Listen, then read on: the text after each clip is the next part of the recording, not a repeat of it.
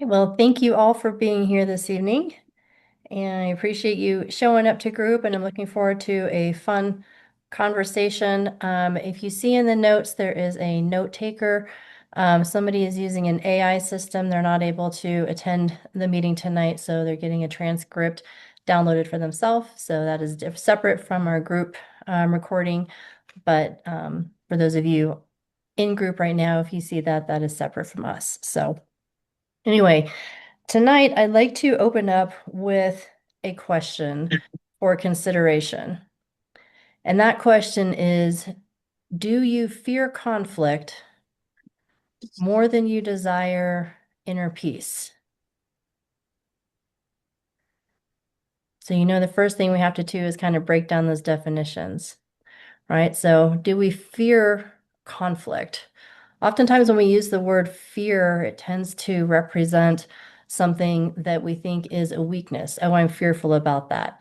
If I'm afraid of spiders, it means I have a weakness around spiders, but that's not really the case. If we're using fear in the context for our conversation tonight, fear is something that is innate for survival. But sometimes fear that we think is helping with survival is actually standing in the way of us moving in the direction that's healthy for our life. So if we're fearing conflict, then that next definition is going to be around the idea of conflict. Conflict means we're not all getting along, right? Conflict is maybe we don't agree and we can't keep our mouths shut about not agreeing. So that leads to continued arguments or kind of heated discussions that create an emotional arousal that's uncomfortable and that we want to avoid. Or conflict can also mean that when we're having conversation with another person, then it feels like they're trying to one up us. So that makes us feel small or weak or threatened in some way. So fear can certainly underlie that because that feels like a threat to survival in some way.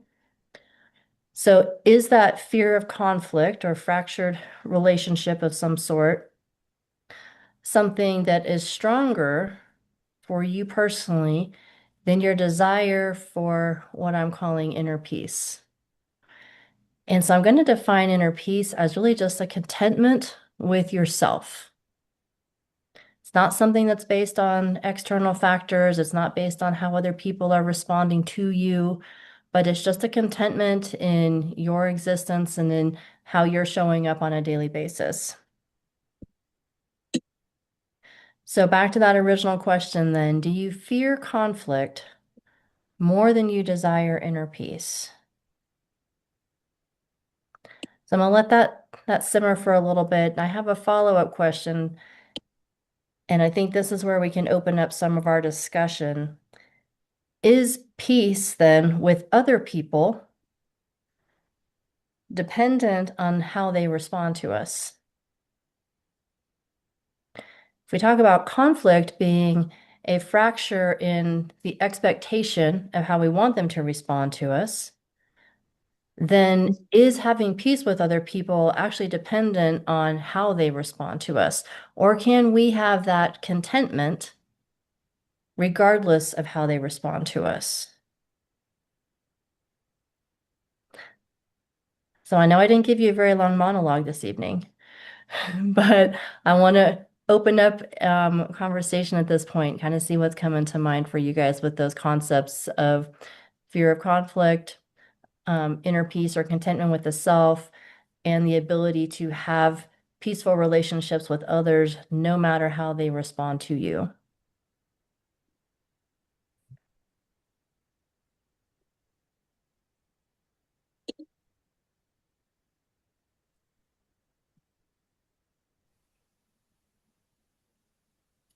Is there a fear of making a comment? Hey, I'll talk. Okay, go ahead. Yeah. I think when I'm very present, when I'm just focused on being there in the moment with somebody, I'm not as I'm not I'm paying attention to what I'm doing, what's happening with me, and I'm able to kind of keep my peace. But as soon as I get thinking about them and what they're like, what's going to happen or could happen, then I start having anxiety. And so I think to me, having that contentment is really just being in the moment, being present. and I can protect it, but as soon as I get outside of that, then I feel like I lose it. So Yeah, do you think that maybe we can equate that ability of f- focusing less on what they are thinking about you as a little less ego, or what we would call ego awareness in that moment? makes sense. Hmm. So if we quiet that down, then it's not so much being reflected back to us. We have our own thoughts in that present moment rather than what are they thinking about us? Yeah, not worried about that. Yeah. Makes sense. Yeah. Thank you for opening up our conversation. Who else? What other thoughts have come to mind for you guys with that idea? I have something. It's kind of odd. I have a conflict with a family member, and we both fear conflict. So we just have kind of gone our separate ways. Um, and for the first time in probably about 3 weeks, we got together this afternoon. Oh, And she didn't respond in the way I thought she would or should, or hasn't asked me where I've been or anything. And I found it really an interesting thing. And I think we both grew up with a ton of conflict, and neither one of us have the skills to deal with it, mm, hurt feelings and things. And it was just an interesting observation. But I've been that's the one thing I've been ruminating over probably the last 3 weeks, trying to let go and go, it's okay. She can do her thing. I'm going to do my thing. I decided to separate myself a little bit for my own inner peace. But I, as I'm microdosing, I want to change, my neuroplasticity. And I've been wondering, this is like a huge area in my life because it's a family member, and not exactly sure where to go with it because I don't want to confront her about anything because she'll either just shut down and leave, or I don't know. Anyway, so that's kind of where I'm at with that. So yeah, my inner contentment is not there right now. yeah. So yeah, so that original question, just I'm gonna put in the chat was, do you fear conflict more than you desire inner peace? Remember, inner peace is that contentment with yourself. Mm-hmm. And then the follow-up to that was, is peace with other people dependent on their responses to you? So, Nancy, and kind of going back to what you brought up, that's an excellent scenario. Thanks for taking notes and bringing that to the group like you planned it ahead of time for us. But that family relationships are always the closest emotional tie that we have, whether it's positive or negative. There's always something else that's there as soon as we attribute the word family, the role, the definition, the idea of this is family. So therefore, we make more allowances. We try a little harder and whatever that might look like. We overlook some other things. We decide maybe it's us, not them. Or we start to just determine that we should be putting effort into this because they hold a title of a family member, and therefore society says you should or ought to have this type of relationship with a person that has this title. So that's the stickiest place that we kind of measure some of these responses sometimes, because if they were not a family member, how might that change your inner emotional angst towards trying to bring some sort of resolve to the relationship? And you don't have to answer that. I'm not trying to put you on the spot. It's just kind of for reflection. If this Mm-hmm. person wasn't my sister, sister-in-law, mother, daughter, partner, affiliated long-term distance aunt, whatever it might be, then would I still consider this relationship something that needed to be invested in to the point where I'm having personal angst and a loss of self-contentment because of how they're responding to me? This buildup goes into getting together, and then she doesn't respond to you in the way that you thought that she might, which your interpretation then, it sounds like, was, wow, it sounds maybe she doesn't actually care. Yeah.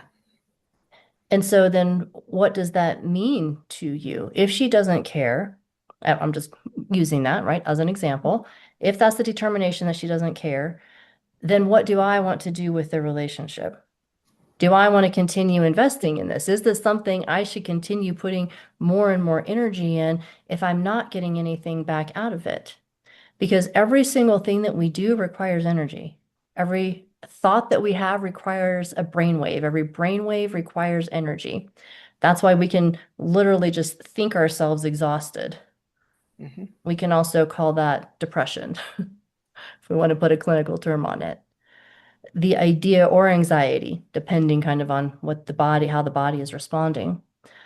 But that recognition that we put a lot of energy, that if it's going over here, it can't possibly go over here. If I'm putting all this energy into this idea of this relationship over here and what I should or shouldn't do, or ought to, or think I should, or to make me feel better as a human, then, if I'm not doing that, what could I do with all that energy instead? I could definitely turn it toward a relationship that is reciprocal, a an activity that I'm involved in, taking care of my body in a physical way, honoring my mental health in another way, trying something new, expanding my horizons, growing some amazing true albino teacher mushrooms like you showed us earlier. There's lots of other things that we can put that same amount of energy into if we're not investing it into something that just seems to go round and round in circles. And that's why the, underlying idea for my original question of, do you fear conflict more than you desire inner peace or contentment with yourself, is a question that we have to come back to as individuals and reflect on at times. This idea of conflict becomes something that we work so hard to avoid. And first, conflict can be completely healthy. Conflict is how we work through things. Conflict is how we come to a compromise. Conflict within the self is how we decide, am I going to stay in this one spot, or am I going to move forward in my life? So that angst or conflict that we feel physiologically, it comes from what we're thinking about and how we're thinking about it. So resolution then is, how am I going to think differently about this? And that goes to, how do I define this relationship? How do I define what I want out of it? Its value to me, what it means to me. Am I still a worthwhile human being if I don't have a relationship with a certain family member or a certain person? Sometimes it's not a family member, but to use your example. Mm-hmm. So those are definitely ways that we start going deeper in some of those ideas. And it's not a devaluing of other people. It is a valuing of the self and where we put those emotional reserves.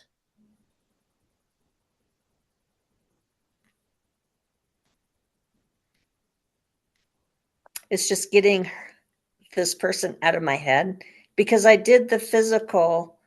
For me, emotionally and mentally separating myself is the better way to go. This has been a pattern since childhood. And I've done it before. I just didn't necessarily think that we had to go back to this.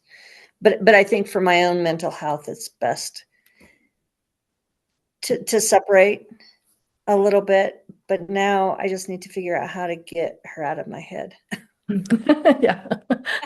That's the part that I'm struggling with. Well, and one thing, if this helps at all, that I will say about families is, there's been a lot of course, research and studies around families and family relationships and how those roles that are set within family structures tend to last over time.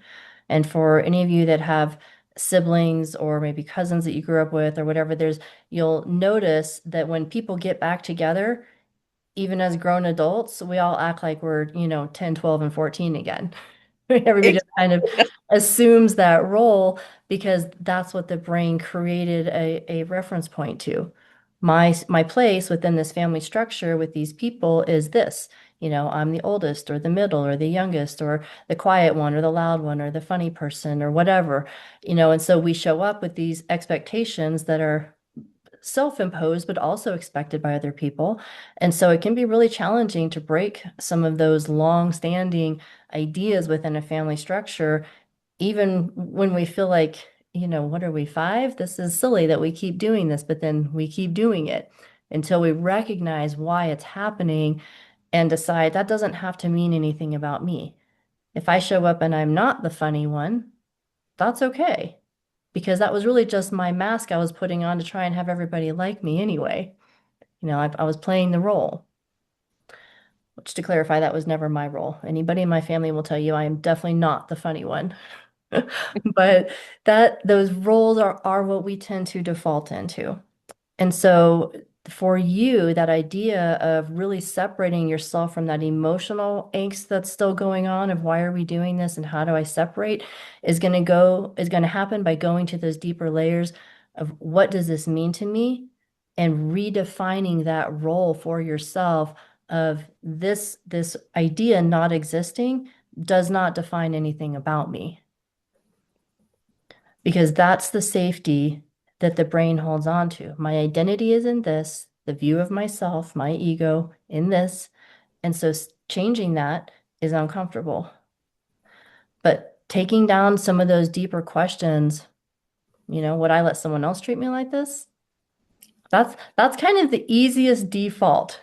My two top questions for those of you that have worked with me for a while, the first one is what's your fear, right? Defining that fear is always the first one. And then that second one, what does it mean to me? What does it mean about me? If I Like, change this role and I change this definition, am I okay with that? Anybody else have wisdom or ideas or things that they want to add to what Nancy's discussing tonight or how it relates to you? Yeah, Tori. This is such a great topic. And I'm like, I feel like I'm swallowing my heart a little bit because it's like just making me think of a lot of things. And I don't know if I need to like trigger warning or anything, but I did suffer some abuse in my childhood and like early adulthood. And so when you ask this question, like, so for me growing up, like conflict usually meant physical harm. Mhm. And so like it's funny because I've been delving into this question as an adult. Like, why am I still afraid to stand up for myself? Why am I still afraid to like speak my mind or disagree or whatnot? And like, I hadn't necessarily associated that it was because even though it was so long ago, and I'm not in that situation anymore, I recognize that like even when there wasn't someone there to like punish me, I would punish myself and either physically or emotionally. And so this is just so profound for me right now because I've been microdosing for a little over a year now. And just about a month ago, I actually confronted my mom about some stuff. And I was very kind about it. Like I've been working doing EMDR and all of that. And I just had an opportunity and I took it and was very respectful about it and just asked her if she was willing to hear about like some of the stuff that I deal with in my body now because of the corporal punishment that was given to me as a child, and she was open to it. And I actually was able to very respectfully like tell her how it affected me now. And like it's been so healing to even because then she apologized and I was like, wow, like I never experienced that before. So I think like two big wins from that are just being able to say anything. Hmm. Like, and I was scared too, and I didn't know why I was so scared necessarily. Like I said, I hadn't thought of that like childhood trauma being like connected to that until this conversation. So I'm really grateful for the topic. But then as I was writing down like the note, I wrote down, do I value inner peace? And like I love that like it was kind of a Freudian slip, I think, because I was like, and the fact that you said valuing myself doesn't mean I'm devaluing someone else. Hmm. And I think I had that mixed up in my mind, or like somehow there's like not an ending flow, like like Hmm. there's a cutoff to that, and there's only a certain amount available. And like if I don't get it, or if I'm not giving it to somebody else, like there's not enough left for me, and that's not the case. It probably works the opposite way. Hmm. So yeah, I feel like having that conversation, I never in a million years thought I would have that conversation. And I haven't spoken to most of my family aside from my mom and my brother for probably 6 or 7 years. Like the last time it was, they had reached out saying they were praying for me. And I was like, great, for what? And they didn't respond. So, well, they were like, that you have a revelation of God. And I was like, well, here's the revelations I've had so far spiritually. Like, I'm praying for you too. Much love. Like, there's no way that I would have done that, even a couple of years ago. So maybe there's less fear, but maybe there's also more self-worth. Yeah, that's Mm. amazing. Thank you so much for sharing that. Because one thing that came to my mind in you talking about that opportunity to say something to your mom and then taking it was that you actually have been able to set aside some fear. It was worth it to you to have the conversation, not knowing how she was going to respond. And that was honoring to you. It was, you know what? Again, back to that, can we have peace even regardless of how the other person responds to us? For you, you come to some recognition and understanding and peace within it for yourself and healing within yourself to be able to say, I'm going to put this out there. I'm going to make a move towards what I'm going to call intimacy with another person, because that's just drawing another person closer to us in a relational aspect. And so I'm going to make a move towards this more intimate relationship with my mom. But if she doesn't accept it, I'm okay with that too. Hmm. And Yeah. that is really probably part of what allowed you to show up in that really authentic way and say it gently, and her to recognize, this is a very different conversation that we're having than maybe what we've had in the past. Hmm. And I mean, the fact that she did recognize it and apologize for it is incredible. And that shows her response in that intimacy draw from you to also move towards you in that. But you were there already. And that is such a Great. great recognition of that peace within yourself.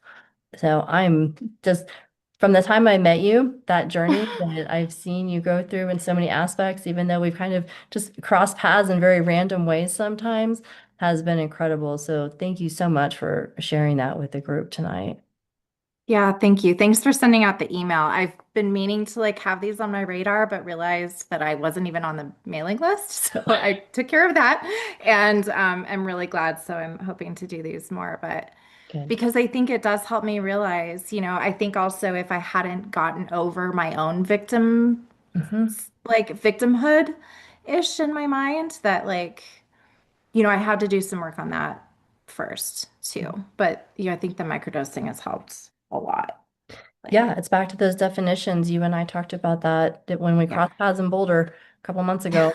And it Yeah. just that definition of the self, if I only see myself as a diagnosis code or a victim or somebody else's, leftovers or passovers or whatever, then that's how I'm going to treat myself because that is my actual view on myself.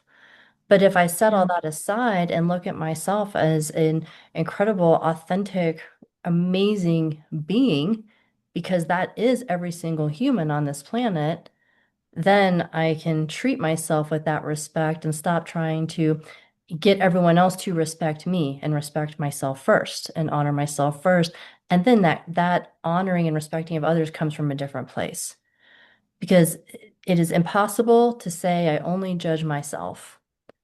If Mhm. you're going to judge, you have to have a reference point.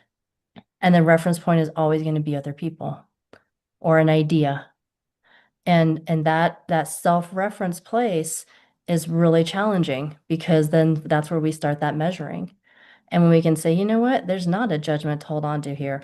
I am who I am, and that's how I'm going to show up.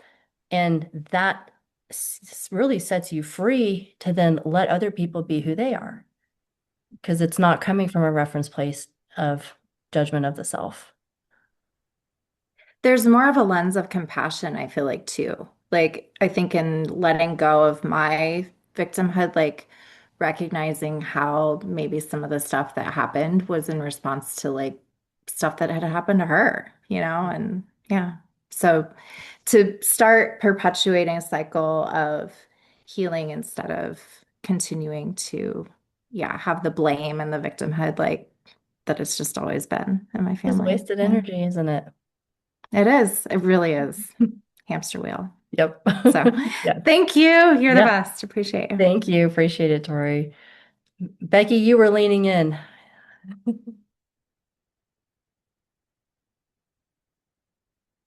Always on the hunt for the mute button. Okay. There it is. Yeah, so when you made the comment, would you allow someone else to do this? It really hit a spot with me. A high school person, a friend of mine from high school that I um, reconnected with after like 20 years, and we fell right back into the same pattern. And it went on for about 10 years. And then one day, I don't know, she had said something to me and I'd hung up and was just like, just deal with it. And all of a sudden I'm like, would you let any of your other friends talk to you that way? Why does she get to? Just because she started doing it when you were young and she's still doing it all these years later. And I realized, I pretty much ended the friendship after I sat down and really examined it and thought, why am I doing this? It Right. doesn't bring me any joy. Right. Doesn't bring me any happiness. It just was what I was used to doing. Yes. Yeah. And that right there sometimes is that internal conflict. If I don't do this anymore, what am I going to do instead? And Hmm. that idea of that blank slate is like, oh, well, that's too much. I'll just go with it. It's too hard, to think of something different or that might hurt their feelings. And then what does that mean? Had somebody recently say they were going to try and exit a relationship gracefully. And like, there will be no grace in Hmm. this. This is not going to be a graceful exit, no matter how you try and picture it. There's going to be conflict and chaos and anger and hurt feelings and all of that can come up, but it has to be worth it to go through that if it's that or if it's just I'm not returning calls or responding to text messages the same way or whatever. But it still feels weird the first time. Hmm. And they call and you hit end and you're like, ooh, wow, that felt bad, Yeah, but and then good at the same time. it was interesting because I didn't really just, cut it off. I just kind of stopped. I wouldn't say I ghosted her. I just didn't respond as quickly. I didn't respond as helpful. I'd be like, oh, that really, sorry about that, da da da da. And then one day I realized she had unfriended me on Facebook. And I went, oh, okay, I guess it's over. Perfect. Makes So it there so was much really easier. no huge fight. I just stopped letting her walk all over me, basically. Yes. And that is awesome to recognize that and to see that pattern and be able to determine that it can be different because Hmm. that's the other piece that keeps us in the hamster wheel sometimes is that idea that it's never going to look different, so I just have to go with it. And that kind of goes back to what Nancy had brought up, with family specifically. If we continue to put ourselves in a situation with the same people over and over, it most likely always will look different because everybody just assumes the role of what's always been there and the interactions that have always been had until somebody stops it. And, I years ago read a relationship book that talked about the crazy cycle and how kind of go through this and bear with me for anyone who has differing opinions on relationships. This is the book I was reading, but it was women want to be loved and men want to be respected. And so you get in that cycle of a woman feeling unloved and a man feeling disrespected, and round it goes. And the author posed the question, who actually stops the crazy cycle? And his answer was whoever is most mature. I was like, well, this book is stupid, you know. So, but that's the obvious answer. Whoever doesn't want to keep doing that anymore. Hmm. There has to be a choice at some point to stop the cycle with whoever that altering crazy person is with you.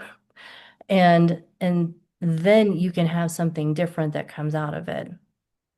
But it doesn't feel good in the moment. And again, a lot of it goes back to measuring that response of what we think the other person is going to do. And, that's why I kind of posed that question tonight of, can you still have inner contentment and inner peace, even if somebody doesn't respond to you the way that you thought they would or should? Doesn't validate that back. So, Right. And I think, yeah, that depends on the person and the relationship also. yeah. But Yeah. that's a little more energy you have at this point to put towards your relationship with Tom or Right. anybody else. So, Want to go? thoughts, Tom, before you hit the mute button again? Uh,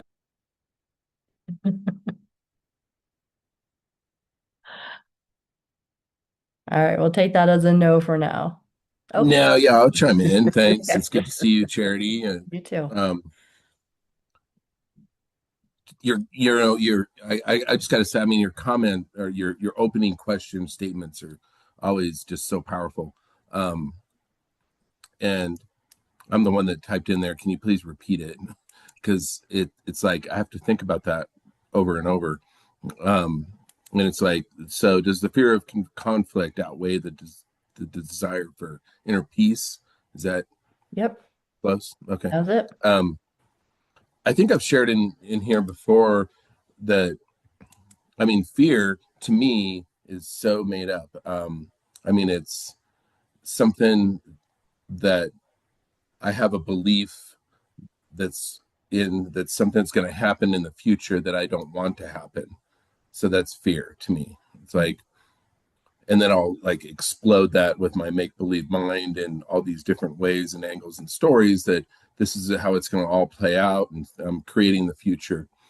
And and then it becomes even more fearful, or I'll chase answers that are probably also make believe to supersede and bring out an answer that's going to be that I want, that's not going to allow the fear to really set in so much or at all. And all that's like made up because it's not here yet. And so I mean, to me that's what fear is. So but I lean on that because it's like that's what I want to get to my inner peace is taking care of the fear so I can get to the inner peace. And usually when me taking care of the fear is doing this and doing that and doing this, and then I'll make that, and this person's going to react that way, or if they don't react that way, then second would be they're going to react this way, and then I will do this, and that'll take care of everything, and then we'll all have inner peace with it because that's going to be the answer. And how draining that is. It's all a make believe land to me with that, and but I don't recognize it, so I have to really work myself to being present to understanding, okay, how much of my life right now is really made up and how much of it is real, to really weigh in what is conflict really right now and what is inner peace really right now and how much of it is made up. And I spend way high percentage of the time in makeup land to get things taken care of and so forth. So I chase inner peace through my fear. I don't spend enough time in inner peace that's natural and real unless I'm making it up in taking care of problems, taking care of this, or all my made up stories to actually allow me to get to a place that, okay, this is going to unfold this way, even though it's got 45 different angles to it, that'll allow me to get to the inner peace. And if one of those little angles in the 45 or whatever it is goes astray, well, I'm in conflict land. I'm in conflict land now. So to be getting able to get to inner peace is only being able to get to what is real for me. And some of that is going through the conflict that is real. So being in reality land and being into the what is actually happening is, I'd much rather I spend a lot more time in inner peace land, but I don't. I have to be, transparent. I don't. I spend it in make believe land, trying to chase inner peace or causing chaos somewhere that's going to allow somebody else to not have inner peace, and and or to have selfish, desires met that won't allow for any just peace. So I would say, like, for me, my comments back are just being real, being in reality, and not in makeup land. If they can then like spin it to how microdosing has helped, I find that getting and only doing where my dosage is correct or even slightly under allows me to have the feeling of inner peace. If I ever do microdose, I can't do that because it gets me into too much make believe land, and unfortunately, I don't know why. That's probably a bigger story, but I do go into like past things that have happened in my life and too much dwelling on it and so forth, and it explodes. If I get to just the right dosage for me when I do microdose, and or just slightly under, that's where I do feel a lot of inner peace. So that's an interesting topic, especially for, I think, for this group, is that I have to have the right dose for me. I can't. I know I've heard comments in here before of, I did try macrodosing this weekend, and these are the experiences I've had. I can't do it. I will get too tripped out into longer just things. I will go into negativity land with it. I can't do it. I have to have the right dosage for me. Charity, whether you want to hear that or not, because I know there's some benefits I've heard from folks that actually do microdose and they've experienced some things. For me, I can't. I have to really, really just make sure that it's, and I don't measure it. I just go in and do, half a tablespoon, and which is, I think, a pretty big dose, but compared to what I've heard in here, but it's, or under. And that allows me to feel at least like the sensation of inner peace with it, and just not get too caught into, oh, remember when this happened, or remember when that happened, and then I go into that land of guilt or shame and so forth. I chase answers to conflict, too much to find the inner peace. It's a matter of just, gosh, for me to just be real with everything, to not make up stories in my head. I do that too much, whether they have backing behind them or if they have no backing behind them. I will just go with that, and I get into a land that's way in the future, blended with maybe some past to back it, and not actually, and I think you were stating, Charity, of just being my authentic self of, here's what's happening, here's who I am right here and now, and have truth to everything, have a lot of truth, and to really contemplate what is truth. Am I with this? Is what I'm saying right now even truthful? Yeah, I mean, I having that real, just real of everything that's real, and that'll navigate me through where I want to go. I think I've been able to do that enough in my life to have a lot of success in one way or another. But I've also not been able to do it enough to have a lot of failures in my life that are hurtful and continue to have pain with that I have to go and deal with. And it's whether how much of what I'm doing is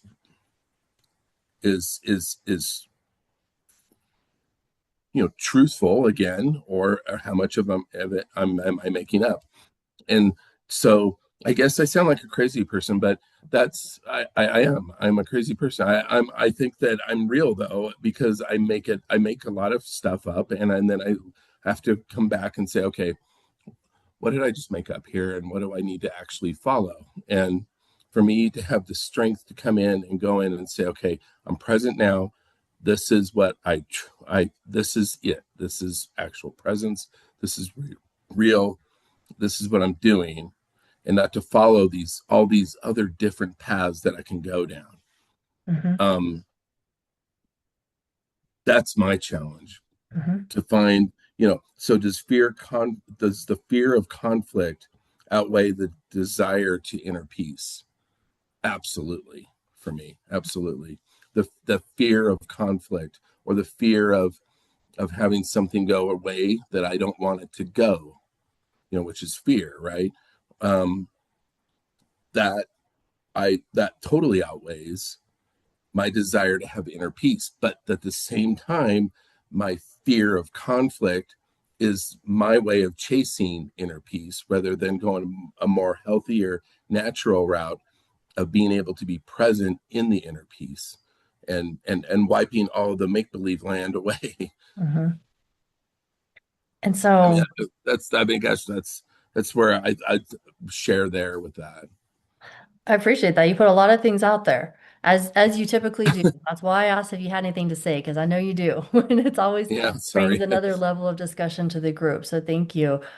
The first thing that I think could be helpful is defining that inner peace is not something to be obtained. We cannot catch it. We cannot grasp it. Another phrase like we've used tonight for inner peace is contentment within the self. We don't chase contentment, right? We experience it. And when you are content, you're just noticing one of two things. Either you kind of have this realization of, oh, I'm okay with everything just the way it is right now. That can be a recognition of contentment in the moment. But typically it's not even recognized because you're in it. You don't wake up every day and look in the mirror and go, okay, yep, still a man. Okay, good. I'm a man. I'm going to go about my day acting like a man today. You just are.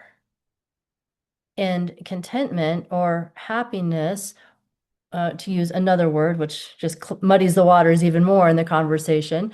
So that's why I prefer using contentment, because it's not an emotional feeling. It's a state of being. And I think I don't know, one of the weeks in my book, maybe week 2 to 4, somewhere in there, is that the week about contentment. And it says contentment is being able to be okay with everything around you not being okay. And when we think about what that means, what does that really mean? Everything around us not being okay? That means we're not trying to control it. Because what I'm hearing in your definition of inner peace is I feel inner peace when everything is going the way that I want it to go. When my predetermined outcome is happening, then I'm at peace. And I would give you a gold star, except that we all feel the same way. That is kind of, everybody wants to feel like, hey, everything's going my way. I'm good with everything right now. But the recognition that most of the time, things do not go the way that we plan them out, whether it be a relationship, a job, a sales quota, a car buying experience, whatever we have set out, an educational pursuit, a religious experience, even a macro experience. How many stories do we hear kind of coming through group at different times, people saying, oh yeah, I did that, but it didn't go the way I thought it was going to. And that's inside your own head. So if we don't get to control even our own macrodose therapeutic mushroom experience, how much less do we control what other people are doing or how they're responding or, what might happen within the world in any given scenario today? So if we put into a defined box that I experience peace when everything is going the way that I want it to go, we end up having very little of that because it is a pursuit and a measurement against a very mushy outcome.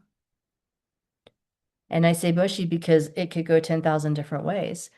And so allowing for life things to go in ways that are not what we expected, but we can still look at it and say, well, that is not what I saw coming, but that's okay. That person's doing this. This is going this way. There are aspects, particularly within a sales environment, is one that's easy to use. In a sales environment, it's here is a number to achieve, or here is an outcome to achieve with accounts, and your revenue, therefore your value, is based on you achieving this outcome. And that's part of why you're very successful in sales, because that works for you. Here's the goal, here's how I get it, here's the KPIs, boom. Except for the mushy part of other human beings in those factors. And that's where, like you're saying, all those stories come into play of, well, what if this person says that, or this person does that, or they don't like this, or what are they going to think about me during a presentation? And that all of that reflects onto the value of the self. And if it's like, you are the cause of me not having inner peace, then that's again something that we're putting off onto someone else. They didn't ask for that. They're like, hey, I don't have the ball of inner peace to hand off to you. That's a you thing, which is true for each of us. That's a us thing. That's an individual thing. But that understanding and recognition of that being the pursuit, defining what does contentment look like to me? What does success mean to me? How am I setting these goals? Because guess what? All those goals are things you've defined. All of us have done that because that's how we exist. We're handed definitions from the time we're born. Here's red and blue, black and white, hot and cold, good girl, good boy, bad boy. Here's rejection. Here's love. Here's success. Here's worth. Here's value. Here's rejection. And then we take all those things and we mush them around, and then we're left with this ball of, I don't know who I am or what I think about myself unless it looks like this, and unless the outcome is looking a very defined, specific way. Yeah. Gosh, I respect all of that totally. And, I'll not take much more time here, but I mean, yes, I mean, does the fear of conflict outweigh the desire of inner peace? For me, for sure. I have absolutely, for sure. And I'm the one that's blocking that inner conflict. Well, you My are the inner ego's the one conflict. that's blocking the inner peace, excuse me. Yeah. And so gosh, that's so awesome to think of. I mean, I just want to think about that for Yeah, a long time. Yeah. here's the cool thing. The fact that you created it means you get to change it. I Yeah. mean, it's also kind of sucky. We don't get to blame somebody else, like Tori was talking about. It's much easier to be like, this is your fault. You're the reason I'm not feeling this certain way, or that I am feeling this certain way. But instead, when we just decide for ourselves, how do I want to handle this? Then there's a lot of freedom in that. Yeah. I'll end it with I feel a lot of inner peace when I can really get into the land of I don't know. Yep. I just don't know. And let it flow from there and try to stay in unless there's an answer needed of I don't know. I don't know. And because it's blocking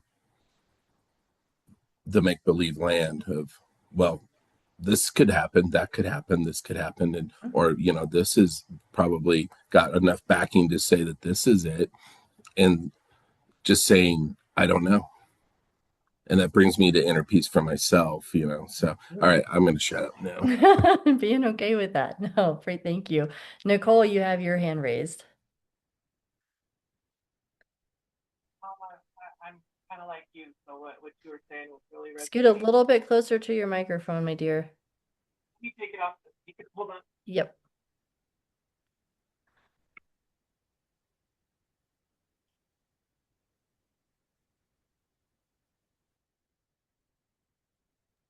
Can you hear me now?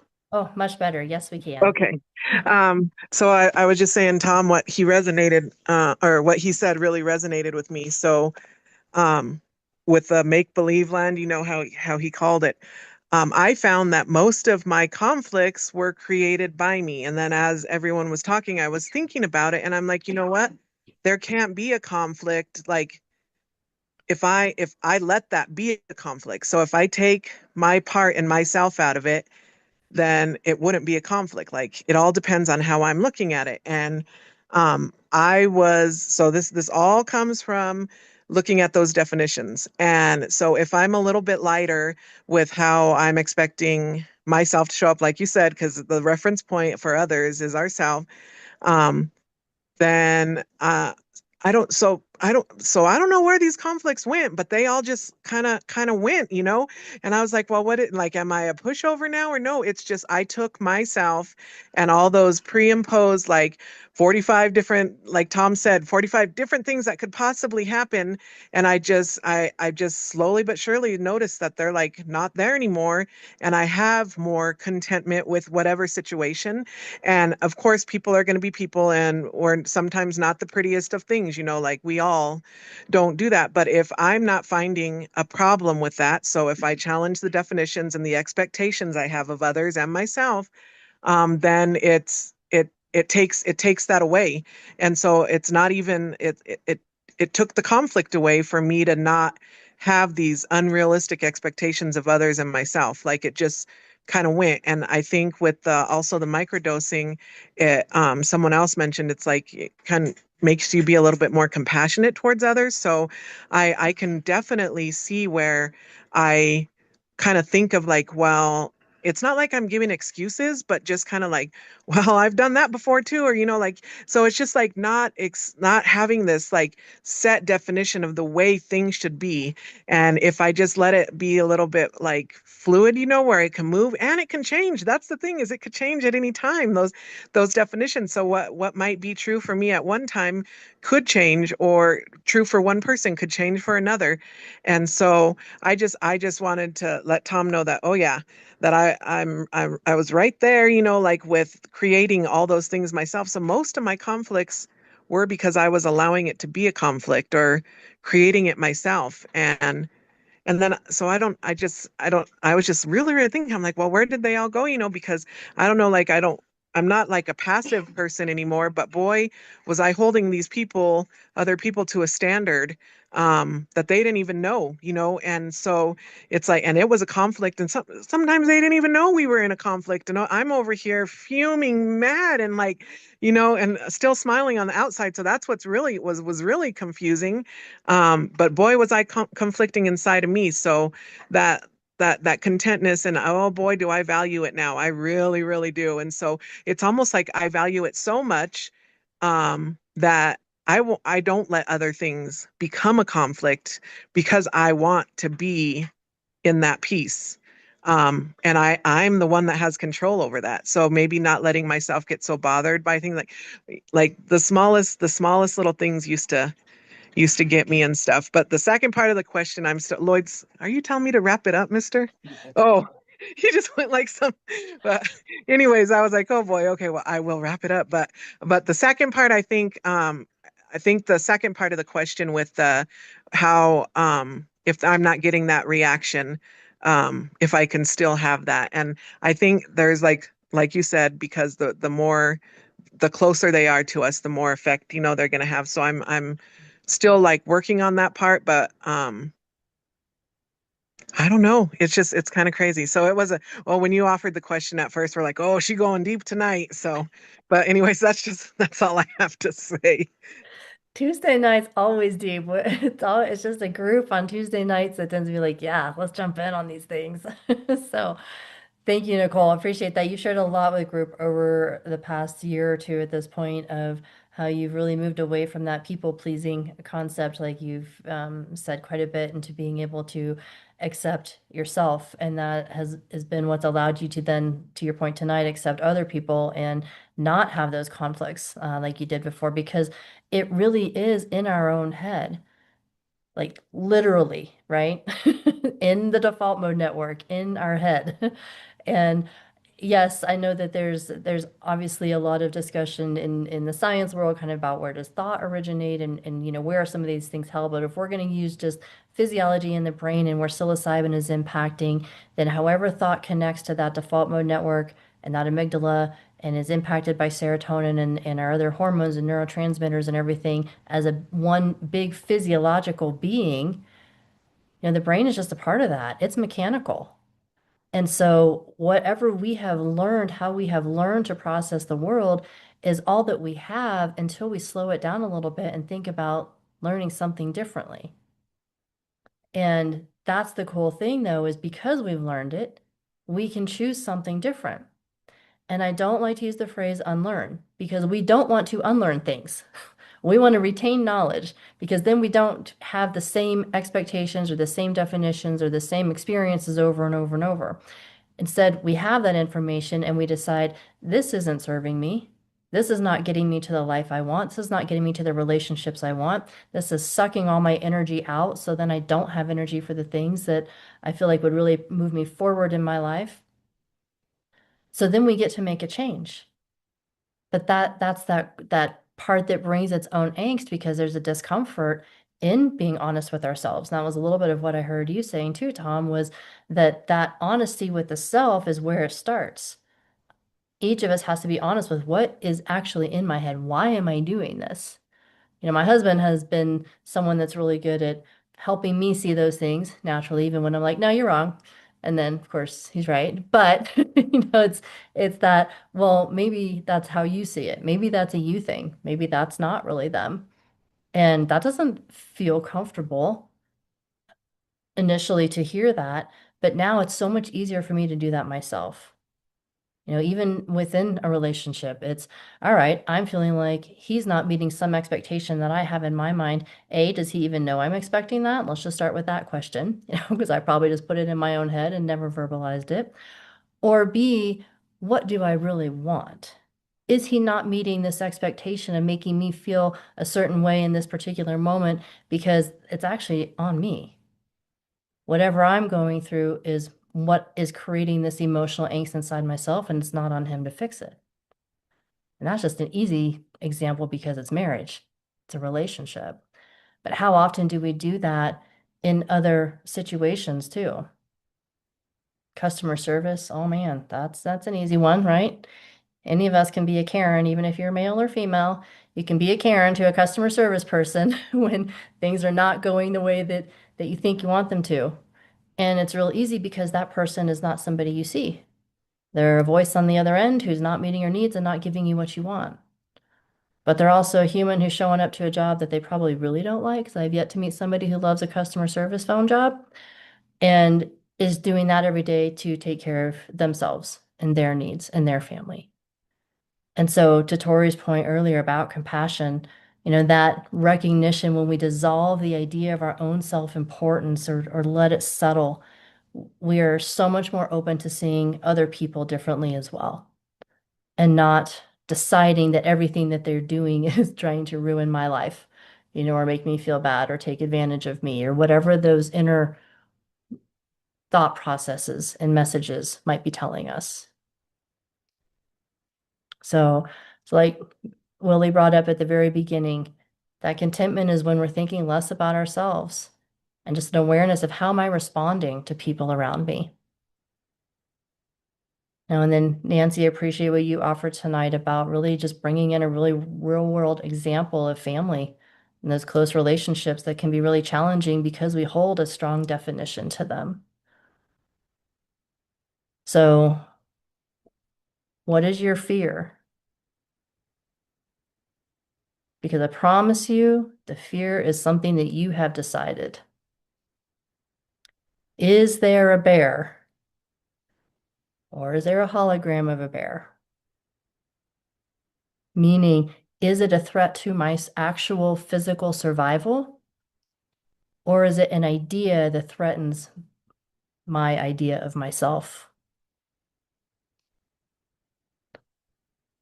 If there's a bear, be fearful. And I was going to say run away, but I don't think that's what you're supposed to do. I think you're supposed to be still. So we'll defer to National Geographic for those answers. But that's that question. Is this a threat to my actual physical survival, or is it something that I have orchestrated and given a lot of power and a lot of idea and focus to that really doesn't need to have all that? And what does it mean to me and about me? Because that's the second layer. That's really where you find where the definition of that fear is. Well, if I let them talk to me like that, then that means I'm weak and anybody can talk to me like that. And like Nicole just brought up, number one, who cares? But number two, it doesn't mean that. It doesn't mean you never stand up for yourself, but it does mean that when that's happening, it doesn't define anything about you. That's a them thing. That's their fear. That's their bear that they're dealing with. It's just coming out against you. So, any other final thoughts for discussion tonight? Anybody that didn't jump in that has something they want to offer? No requirements, just making sure everyone gets a chance to speak if they want to. All right. Well, thank you so much for being in group. I'm going to stop the recording. For those of you listening in on the podcast or through our YouTube channel, we would love to have you join group live and in person. And you can find dates, times, and Zoom links on our website, growyourownthoughts.org.